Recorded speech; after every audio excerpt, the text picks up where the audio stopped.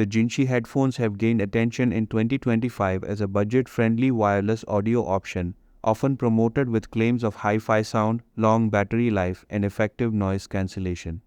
However, real-world reviews suggest these headphones may not live up to the hype.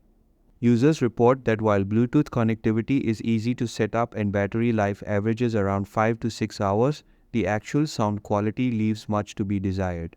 The bass is weak, mids are muddy, and overall clarity is lacking, making them less suitable for audiophiles or anyone seeking immersive music experiences.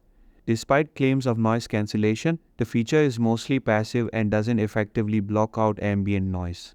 Comfort is another downside, with many users noting flimsy build quality and minimal padding that makes longer listening sessions uncomfortable.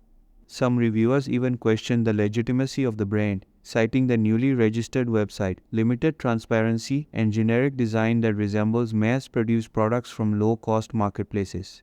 While not an outright scam, the Jinshi headphones are best described as a very basic option that may work for casual use but falls short for those looking for performance, durability, or premium features.